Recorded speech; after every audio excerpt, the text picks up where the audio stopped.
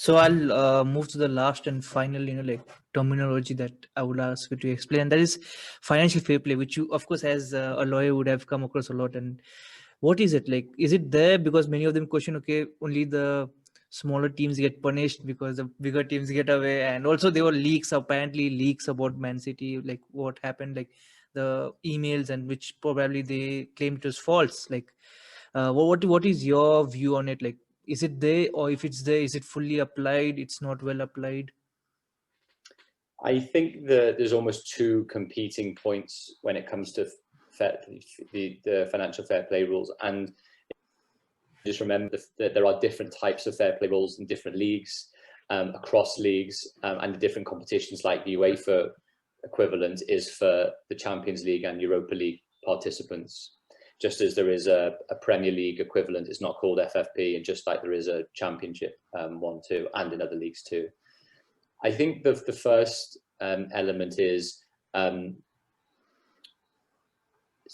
a systemic perspective, what was the aim of UEFA when they were putting in place these type of rules? And I think the aim was, as they quite clearly set out, clubs on a European level were making huge combined losses, over 1.7 billion euros for, I believe, a season ending 2010. Now, what does that mean? That means obviously that clubs aren't living within their means. They're not sustainably planning for the future. That they might, in the long term, not survive because they are playing by different economic rules. They're playing by the rules of glory maximization rather than profit maximization, or at least breaking even. Now, where things differ from a normal business, as you can well imagine, is, in the end, any company will be aiming to strategically make profit, because that's the point of providing value ultimately to their shareholders in whichever shape or form. To a degree, sport and football is very different. Those are, in effect, glory maximizers. They're trying to avoid relegation, enhance prospects of promotion, win particular tournaments, qualify for Champions Leagues, ensure that they win particular trophies as well. And when those types of non-traditional business rationale come into sport and in football, it means that people are going to overspend, because you're not measured by how much profit you earn, but how much glory you effectively make in whichever guise that glory is considered. Which means then that the FFP rules were pretty essential to try and minimize all of the negative externalities of such an environment, which had festered for quite a while, and it had unfortunately led to a number of bankruptcies, a number of insolvencies, where clubs had been very close to going out of business.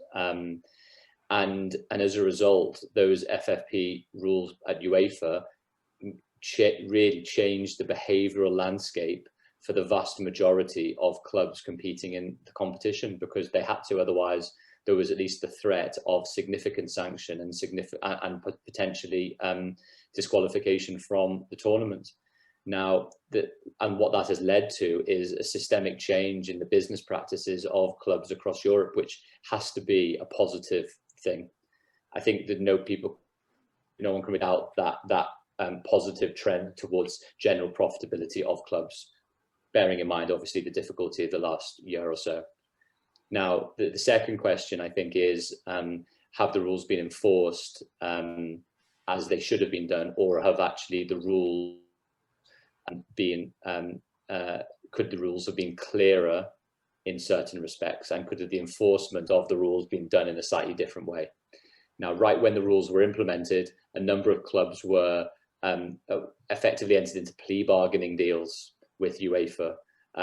They didn't necessarily admit that they had breached the FFP rules, but in the end effectively took sanctions, either soft wage caps, transfer spending restrictions, squad reduction restrictions, prize money reductions.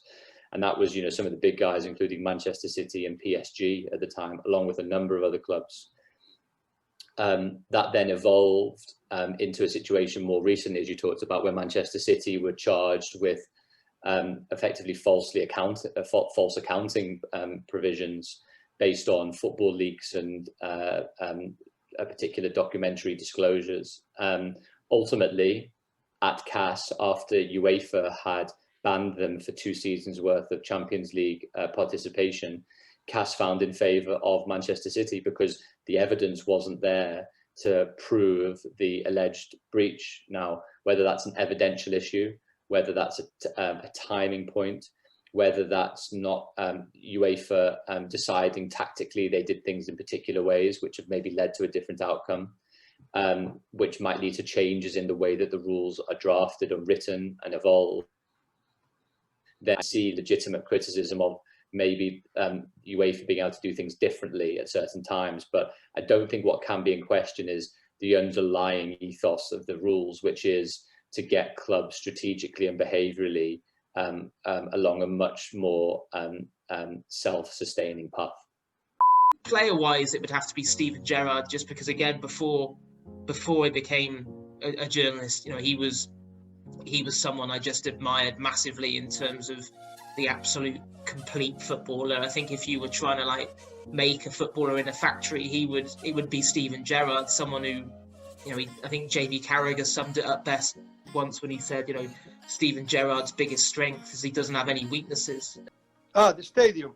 I don't see really need to do that, mainly such a big spending. But it's true that it would be a fantastic stadium. That's not bad, but you have to be careful. And mainly at this moment, when we are going to face a very difficult time,